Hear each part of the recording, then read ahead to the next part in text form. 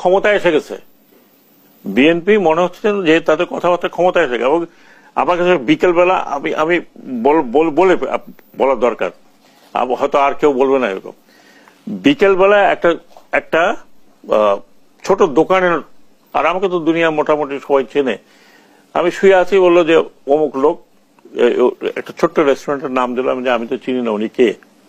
আমি গেলাম, কথা বললাম, বললো স্যার আমাদের কাছ থেকে চাঁদা দাবি করতে আসছে।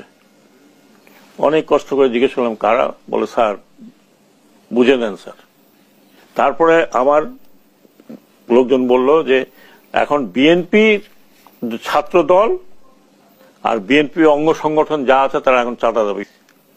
আমাকে রিপোর্ট দিয়েছে যে বিএনপির ছাত্র দলের লোকজন বেড়েছে, তারেক ভাই আসবে, তার জন্য চাঁদা উঠাইতে হবে। মানে তারেক রহমান আসবেন দেশে, তার জন্য চাঁদা উঠাইতে হবে রিসেপশন। দোকানে দোকানে যাচ্ছে। আমি এক দোকানদারকে বললাম ধরে পিটিয়ে দেন। এখন বিএনপিও একটা বড় পার্টি, তারাও দেশ পরিচালনা করেছে। আমি বিএনপিকে অনুরোধ করব, কুলাঙ্গার বানিয়ে রেখে গেছে জিয়াউর রহমান, সে এখন লন্ডনে বসে আছে। সে গেল কেন লন্ডনে?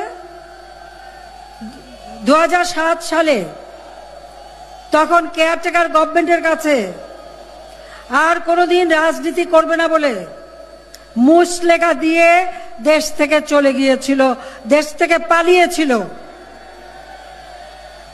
আর এখন সেখানে বসে রাজার হালে থাকে, আর দেশের ভিতরে যত বোমাবাজি, যত খুন খারাপি, যত রকমের নাশকতা কাজ, সেগুলি পরিচালনা করে। আমি জেনারেল ওয়াকারুজ্জামান, 4 স্টার জেনারেল, সেনাপ্রধান, আপনাদের বলতে চাই, আপনি রাজনীতিতে নাক গলানো, মাথা গলানো, চোখ গলানো এগুলি বন্ধ করেন। এইখানে আওয়ামী লীগ এসে রাজনীতি করবে না করবে না, একটা ভালো আওয়ামী লীগ হবে, একটা খারাপ আওয়ামী লীগ হবে, একটা তৃণমূল আওয়ামী লীগ হবে, শেখ পরিবারের বাদ দিয়ে আওয়ামী লীগ হবে, সেগুলি কিন্তু আপনার দায়িত্ব না। আমি আবার বলি, জেনারেল ওয়াকারুজ্জামান, এগুলো আপনার দায়িত্ব না। আপনি যেই দায়িত্ব আপনার না, এই দায়িত্ব আপনি নিয়েন না। জামাতে ইসলামী কিন্তু বাংলাদেশের বিরোধিতা আসলে করে না, কোনো সময় আর বলে না। সংবিধান যেভাবে শেখ মুজিবের আমল থেকে ধর্ষিত হয়ে আসছে, কথা হচ্ছে এখন যেটা শেখ হাসিনা এখনো পর্যন্ত বলতো যে তাদেরকে বাংলাদেশ বিরোধী ইত্যাদি, এটা ঠিক না। এখন তারা বাংলাদেশ বিরোধী না, তারা জনগণের দুশ্মন বলে আমি মনে করি, কিন্তু তারা বাংলাদেশের বিরোধী না।